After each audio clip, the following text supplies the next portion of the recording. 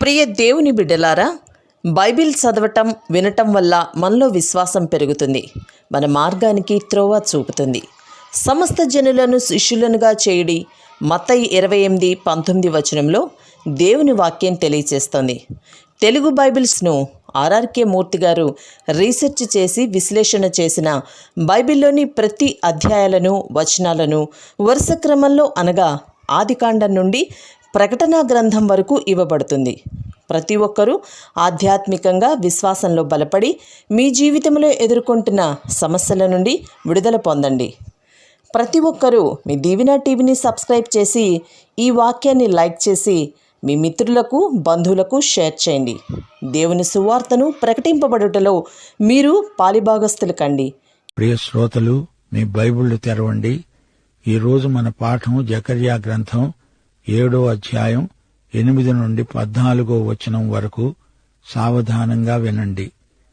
యెహోవా వాక్కు జకర్యాకు ప్రత్యక్షమై సెలవిచ్చినదేమనగా, సైన్యములకు అధిపతియగు యెహోవా ఈలాగు ఆజ్ఞ ఇచ్చి ఉన్నాడు. సత్యమును అనుసరించి తీర్పు తీర్చండి. ఒకరియందొకరు కరుణావాత్సల్యములు కనపరుచుకొనండి. విధవరాండ్రను, తండ్రి లేని వారిని, పరదేశులను, దరిద్రులను బాధ పెట్టకండి. మీ హృదయమందు సహోదరులలో ఎవరికీ కీడు చేయ తలపెట్టకండి. అయితే వారు ఆలకింపనొల్లక మూర్ఖులై వినకుండా చెవులు మూసుకున్నారు.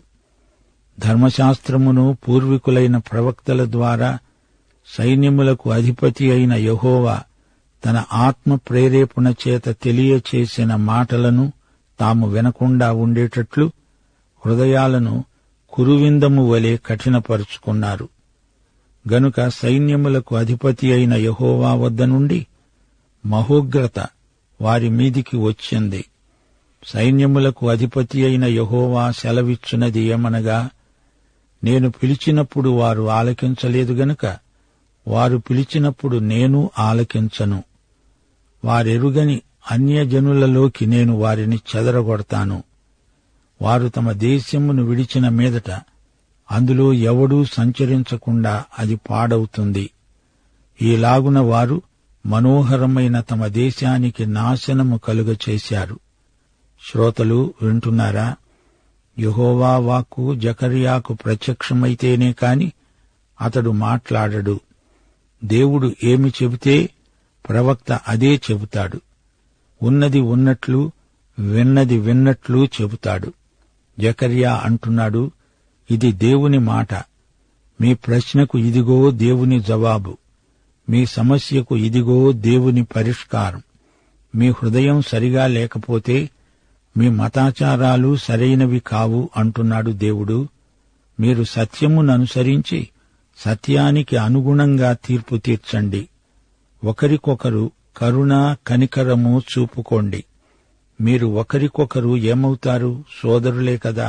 వితంతువులను, అనాథ శిశువులను, పరాయి దేశం నుండి వచ్చి మన దేశంలో తలదాచుకుంటున్న విదేశీయులను బాధించకండి.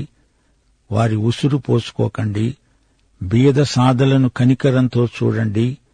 మీ సహోదరులలో ఎవరికీ కీడు చెయ్యాలనే ఊహ కూడా మీకు రాకూడదు. తెలిసిందా? దేవుడు దశాజ్ఞలిచ్చాడు గదా. ఈ 10 ఆజ్ఞలలో మొదటి 4 ఆజ్ఞలు మనిషికి దేవునికి ఉండాల్సిన సంబంధాన్ని చూపుతున్నాయి. 5వ ఆజ్ఞ దేవునికి మనిషికి మధ్య వంతెన లాంటిది. తల్లిదండ్రులను సన్మానించాలి, గౌరవించాలి. తల్లిదండ్రులు తమ పిల్లలకు దేవుని ప్రతినిధులై వారిని కాపాడాలి. అది దేవుని నిర్ణయం, దేవుని నియామకం. తల్లిదండ్రులకు విధేయులైన పిల్లలే పెద్దవారై దేవునికి విధేయులవుతారు. దశాజ్ఞలలో చివరి 5 ఆజ్ఞలను చూడండి. నరహత్య చెయ్యరాదు, వ్యభిచరించరాదు, దొంగతనం చెయ్యరాదు, పొరుగువాణ్ణి గురించి అబద్ధ సాక్ష్యం పలుకరాదు, పొరుగువాని ఆస్తిని ఆశించకూడదు. అతడు నీ పొరుగువాడు గదా. అతని ఇంటిని, అతని భార్యను, అతని దాసదాసీ జనమును, అతని పశువులను, అతనికి చెందిన దేనిని ఆశించకూడదు. నిర్గమకాండం 20వ అధ్యాయం 13 నుండి 17వ వచనం వరకు. ఈ దశాజ్ఞలలోని సార్వత్రికతను గుర్తించండి. సత్యముననుసరించి తీర్పు తీర్చండి. అబద్ధ సాక్ష్యాలు పలకవద్దు. ఒకరికొకరు కరుణావాత్సల్యములు కనపరుచుకోండి. దొంగతనం చెయ్యకుండా, అబద్ధం పలక్కుండా, పరుల ఆస్తిని ఆశించకుండా వారి పట్ల కరుణావాత్సల్యములు చూపండి. దేవుని ఆజ్ఞలను మీరకండి. విధవరాండ్రను, తండ్రి లేని అనాథ బాలలను, పరదేశులను, బీదలను కనికరించండి, దయచూపండి. సానుభూతి కలిగి వారి పట్ల ప్రవర్తించండి. హృదయమందు మీ సహోదరులలో ఎవరికీ కీడు తలపెట్టకండి. దశాజ్ఞలను యేసు ప్రభువు పైకెత్తి చూపాడు. వాటిలో 2 ఆజ్ఞలను ప్రత్యేకించి పేర్కొన్నాడు. దేవుణ్ణి ప్రేమించు, నీ పొరుగువాణ్ణి ప్రేమించు. ప్రభువు అన్నాడు, నీ సోదరుని మీద కక్షతో కోపం చూపితే అది హత్యతో సమానం. ఇశ్రాయేలు ప్రజలారా, మతాచారాలు ఈ 70 సంవత్సరాలు క్రమంగా ఆచరిస్తున్నారా? అంటే వారానికి ఒకరోజు మత కార్యక్రమం, మిగతా వారమంతా మీ ఇష్టమొచ్చినట్లు బ్రతుకుతారు. శనివారం వచ్చింది అంటే ఇక భక్తి నినాదాలు, భక్తి ఏడుపులు మీరును. శనివారం మీ ముఖాలు వికృతం, అది విశ్రాంతి దినం, ఉపవాసముంటారు. ఆలయం మీకు వారానికి ఒకరోజు మత వ్యాయామశాల అయింది గదూ. ఆచారాలతో మీకు మొహం మొత్తిందా? ఏం చెయ్యాలని అడుగుతున్నారా? అసలు మీ వైఖరే నాకు విసుకనిపిస్తోంది అంటున్నాడు దేవుడు. మతపు తతంగంలో మీరు నా మాటలు వినిపించుకోవటం లేదు. మూర్ఖులైపోయారు, చెవులు మూసుకున్నారు. దేవుని స్వరం విననొల్లని చెవిటివారు. మతం మిమ్మల్ని గుడ్డివారిని చేసింది, చెవిటివారిని చేసింది. ఆ మతం నాకెందుకు? మతంతో నన్ను మీరు సంతోషపెట్టలేరు, సరిగదా? దుఃఖపెడుతున్నారు. మీ ఏడుపు మత కార్యక్రమంలో భాగమైపోయిందా? ఏడుపు గొట్టు మతమా? అది హృదయంలో నుంచి వచ్చిన ఏడుపు అయితే గదా. నేను మీ భుజం మీద చెయ్యి వేస్తే భుజాన్ని విదిలించుకుంటారా? నేనేం చెబుతున్నానో అది మీకేమీ పట్టినట్లు లేదే. మీరు గుణపడాలి. బేతేలు పిల్లలారా, మీకు తోచదు, నేను చెప్పేది వినరు. నా మాట వినడమే భక్తి. మతాచారాలు మాత్రమే భక్తి కాదు, భక్తి వేషం. నా మాట వినని మతం మృతం. మీరు 70 సంవత్సరాలు ఎందుకు బబులోను చెరలో ఉన్నారు? మీకు వెలుగు లేకనా? కాదు, నా మాట మీరు వినలేదు కాబట్టి. అది మీకు శిక్ష. దేవుని పట్ల మీ ధర్మాన్ని మీరు నెరవేర్చలేదు. దేవుని దృష్టిలో మీరు దోషులు, నేరస్తులు, ముద్దాయిలు. మీ మతం మీ హృదయాలను మార్చజాలదు. ఈ వాస్తవాన్ని మీరు గుర్తించాలి అంటున్నాడు దేవుడు. మీ జీవితాలను నా మాట ప్రకారం సరిదిద్దుకోవాలి. మీరు వేషధారులు కాకండి. ప్రియ శ్రోతలు, వింటున్నారా? యేసు పరిసయ్యులను వేషధారులు అన్నాడుగాని తన శిష్యులను ఎన్నడూ వేషధారులు అనలేదు. భక్తిని నటించే మతవాదులు వారే పక్కా వేషధారులు. మత్తయి సువార్త 23వ అధ్యాయం 25, 26 వచనాలు. అయ్యో, వేషధారులైన శాస్త్రులారా, పరిసయ్యులారా, మీరు గిన్నె పళ్ళెము వెలుపట శుద్ధి చేస్తారు గాని అవి లోపల దోపుడుతో, అజితేంద్రియత్వముతో నిండి ఉన్నాయి. గుడ్డి పరిసయ్యుడా, గిన్నె పళ్ళెము వెలుపల శుద్ధి అయ్యేటట్లు ముందు వాటి లోపల శుద్ధి చెయ్యి. ఇశ్రాయేలు ప్రజల అసలు సమస్య ఇదే. అందుకే దేవుడు వారికి దశాజ్ఞలను ఎత్తిచూపుతున్నాడు. మానవుడు తోటి మానవుని పట్ల నెరవేర్చాల్సిన ధర్మాన్ని వారికి జ్ఞాపకం చేస్తున్నాడు దేవుడు. వృత్తి వ్యాపారాలలో, సామాజిక సంబంధాలలో, కుటుంబాలలో వారి ప్రవర్తన ఎలా ఉందో వారు ఆత్మ పరీక్ష చేసుకోవాలి. వారి ప్రార్థనలకు దేవుడు ఎందుకు జవాబివ్వలేదో వారిప్పుడు గ్రహించగలరు. మీరు మీ హృదయాలను కఠినపరుచుకున్నారు. కురువిందమనే రాయిలాగా మీ హృదయాలు కఠినమయ్యాయి.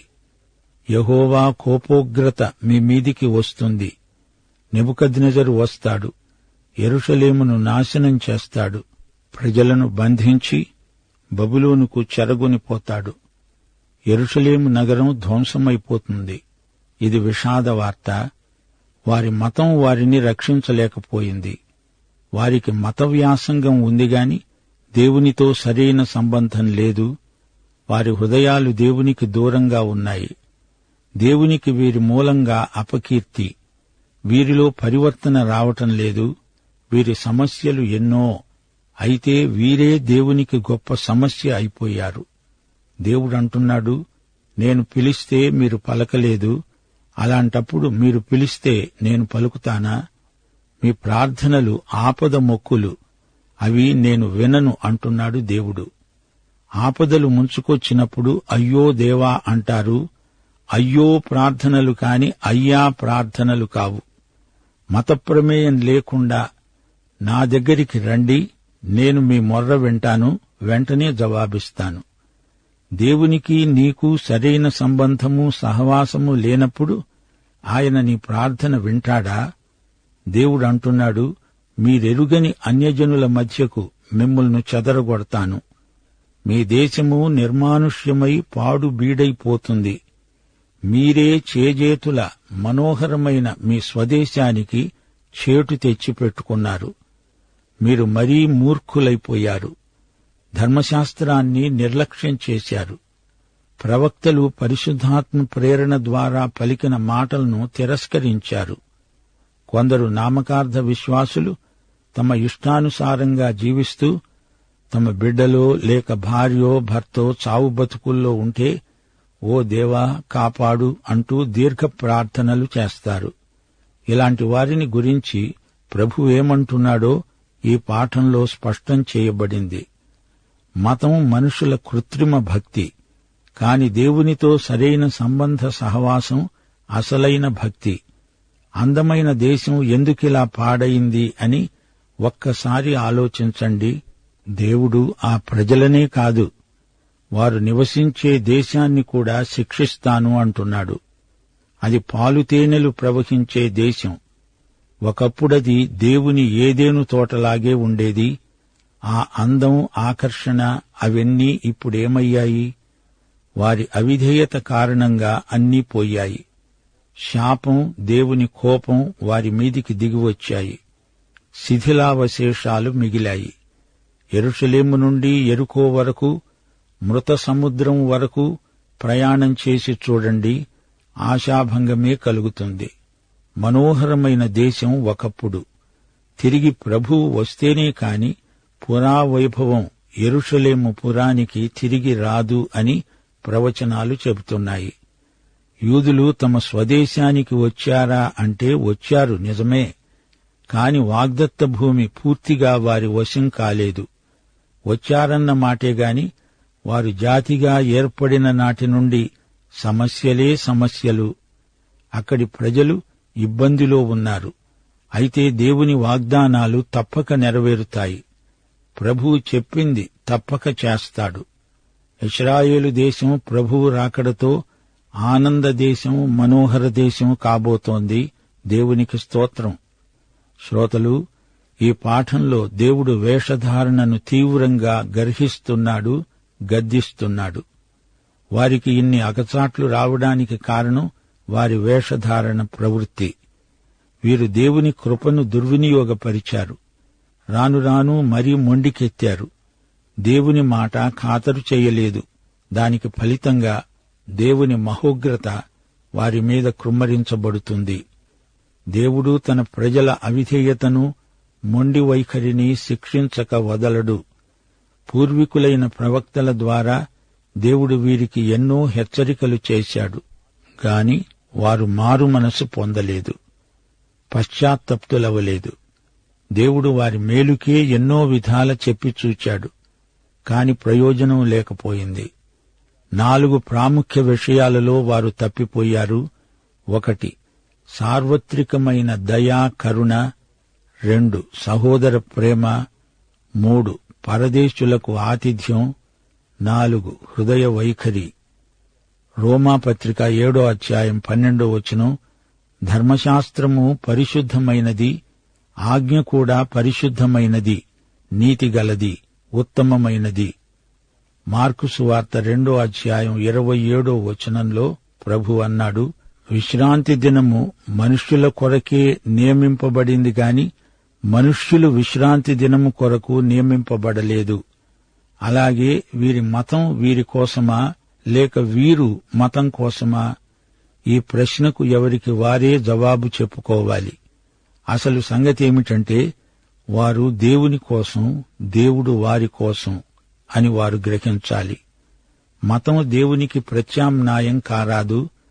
దేవుడంటున్నాడు, యెహెజ్కేలు 20:11, 13, 21 వారికి నా కట్టడలను నియమించి నా విధులను వారికి తెలియచేశాను. ఎవడైనా వాటిని అనుసరించిన ఎడల వాటిని బట్టి బ్రతుకుతాడు. అరణ్యమందు ఇశ్రాయేలీయులు నా మీద తిరుగుబాటు చేసి నా కట్టడలను అనుసరింపక తాము అనుసరించి బ్రతకాలని నేనిచ్చిన విధులను తృణీకరించి నేను నియమించిన విశ్రాంతి దినములను అపవిత్రపరచగా అరణ్యమందు నా రౌద్రాగ్నిని వారి మీద కృమ్మరించి వారిని నిర్మూలము చేద్దామనుకున్నాను. ద్వితీయోపదేశకాండం 6:24 మనకు నిత్యము మేలు కలగడానికి యెహోవా నేటి వలె మనలను బ్రతికించున్నట్లు మన దేవుడైన యెహోవాకు భయపడి ఈ కట్టడలన్నిటినీ గైకొనవలెనని మనకు ఆజ్ఞాపించాడు. ఇశ్రాయేలు, నీ దేవుడైన యెహోవాకు భయపడి ఆయన మార్గములన్నిటిలో నడుస్తూ ఆయనను ప్రేమించి నీ దేవుడైన యెహోవాను నీ పూర్ణ మనస్సుతో నీ పూర్ణాత్మతో సేవించి నీ మేలు కొరకు నేడు నీకు ఆజ్ఞాపించే ఆజ్ఞలను కట్టడలను అనుసరించి నడుచుకుంటాను అనే మాట కాక నీ దేవుడైన యెహోవా నిన్ను మరి ఏమడుగుతున్నాడు? దేవుని సందేశాన్ని తిరస్కరిస్తే దేవుణ్ణి తిరస్కరించినట్లే. యెషయా గ్రంథం 30:9-11 వరకు వారు తిరగబడే జనులు, అబద్ధమాడే పిల్లలు, యెహోవా ధర్మశాస్త్రమును విననొల్లని పిల్లలు, దర్శనము చూడవద్దు అని దర్శనము చూచే వారితో చెప్పేవారు, యుక్తవాక్యములను మాతో ప్రవచించకండి, మాయాదర్శనాలనే కనండి, అడ్డము రాకుండా త్రోవ నుండి తొలగండి, ఇశ్రాయేలు పరిశుద్ధ దేవుని సంగతి మా ఎదుట ఎత్తకండి అని భవిష్యజ్ఞానులతో పలుకువారై ఉన్నారు. శ్రోతలు, ఇది వీరి వైఖరి. దేవుడు చెప్పిందాని మీద లక్ష్యముంచరు, వేరే చిల్లర విషయాలను మనస్కరిస్తారు. హృదయాలను కురువింద రాయిలాగా కావాలని గట్టిపరుచుకున్నారు. వాక్యానికి ఎదురు తిరిగారు. ములుకోలకు ఎదురు తన్నిన ఎద్దులాగా ఉంది వీరి వైఖరి. ఎవరేది విత్తుతారో అదే పంట కోస్తారు. అవిధేయత ఎంత తీవ్రమో దేవుని శిక్ష కూడా అంత తీవ్రంగా ఉంది. దేవునికి వారెంత దూరమయ్యారో దేవుడు వారికి అంత దూరమయ్యాడు. దేవుని మాట వారు విననట్లే వారి మాట కూడా దేవుడు వినటం లేదు. గలతీ పత్రిక 6:7-8 మోసపోకండి, దేవుడు వెక్కిరించబడడు. మనుష్యుడు ఏది విత్తుతాడో అదే పంట కోస్తాడు. తన శరీరేచ్ఛలను బట్టి విత్తేవాడు తన శరీరము నుండి క్షయమనే పంట కోస్తాడు. ఆత్మను బట్టి విత్తేవాడు ఆత్మ నుండి నిత్యజీవమనే పంట కోస్తాడు. గాలిని విత్తారు గనుక ప్రళయవాయువు మీకు కోత అవుతుంది. మార్కు సువార్త 4:24 మీరు ఎట్టి కొలతతో కొలుస్తారో మీకు అట్టి కొలతతోనే కొలవబడుతుంది. దేవుడు వారిని శిక్షించిన విధానం బహు కఠినం. తామెరుగని ప్రజల మధ్యకు వారు చెదరగొట్టబడ్డారు. వారు వెళ్లిపోయాక వారి దేశం మనుష్య సంచారం లేకుండా పాడుబెట్టబడింది. మలాకి 1:9 దేవుడు మనకు కటాక్షము చూపునట్లు ఆయనను శాంతిపరచండి, మీ చేతనే గదా అది జరిగింది అంటున్నాడు దేవుడు. మనం ఆధ్యాత్మిక విషయాలను వాయిదా వేయకూడదు. వ్యక్తిగత జీవితాలలో కాని, సంఘములో కాని, పట్టణాలలో, రాజ్యాలలో, సామ్రాజ్యాలలో కాని, జాతులలో కాని ఇదే సూత్రం పనిచేస్తున్నదని చరిత్ర సాక్ష్యమిస్తోంది. సొదొమ మనుష్యులు దుష్టులు, యెహోవా దృష్టికి బహు పాపులు. దేవుడన్నాడు, సొదొమ గొమొర్రాలను గూర్చిన మొర గొప్పది, వాటి పాపము బహుభారమైనది, నేను దిగిపోయి చూస్తాను. లోతు మనస్సాక్షిని ఎంతో నొప్పించుకుంటూ ఆ పాప నగరంలో నివాసం చేశాడు. 2 పేతురు 2:8 నీతిమంతుడైన లోతు వారి మధ్యను కాపురముండి తాను చూచిన వాటిని బట్టి వినిన వాటిని బట్టి వారి అక్రమమైన క్రియల విషయంలో దినదినము నీతిగల తన మనస్సును నొప్పించుకుంటూ వచ్చాడు. దేవుడు చెప్పింది వినిపించుకోకపోతే కలిగే విషాద పరిణామం ఎంత ఘోరమో దేవుని వాక్యం తేటగా చూపుతోంది. ప్రతి నోరు మూయబడినట్లు, సర్వలోకము దేవుని శిక్షకు పాత్రమగునట్లు ధర్మశాస్త్రము చెబుతున్న వాటినన్నిటినీ ధర్మశాస్త్రమునకు లోనైన వారితో చెబుతున్నది. యూదాపత్రిక 14-15 ఆదాము మొదలుకొని 7వ వాడైన హనోకు కూడా ప్రవచిస్తూ అన్నాడు, ఇదిగో అందరికీ తీర్పు తీర్చడానికి వారిలో భక్తిహీనులందరూ భక్తిహీనముగా చేసిన వారి భక్తిహీన క్రియలన్నిటిని గూర్చి, భక్తిహీనులైన పాపులు తనకు విరోధముగా చెప్పిన కఠినమైన మాటలన్నిటిని గూర్చి వారిని ఒప్పించడానికి ప్రభువు తన వేవేల పరిశుద్ధుల పరివారముతో వచ్చాడు. ప్రియశ్రోతలు, నాటి యూదుల మతం మానవీయ లక్షణాలు కోల్పోయింది. అందుకే దేవుని తీర్పు వారిపైకి వచ్చింది. మనోహరమైన దేశం బీడు పెట్టబడింది. వారి మతం వేషధారుల సమాజమైపోయింది. మత్తయి సువార్త 5:43-44 ప్రభువు చెప్పిన మాటలతో ఈ పాఠం ముగించగోరుతాము. ప్రభు అన్నాడు, నీ పొరుగువానిని ప్రేమించి నీ శత్రువును ద్వేషించుమని చెప్పబడిన మాట మీరు విన్నారు కదా. నేను మీతో చెప్పేది ఏమనగా, మీరు పరలోకమందున్న మీ తండ్రికి కుమారులై ఉండునట్లు మీ శత్రువులను ప్రేమించండి, మిమ్మును హింసించే వారి కొరకై ప్రార్థన చేయండి. పాఠం ఇంతటితో సమాప్తం. మన ప్రభు అయిన యేసుక్రీస్తు వారి దివ్యకృప, తండ్రి అయిన దేవుని పరమ ప్రేమ, పరిశుద్ధాత్మ యొక్క అన్యోన్య సహవాసము సమాధానము మనకందరికీ సదాకాలము తోడై ఉండునుగాక. ఆమేన్.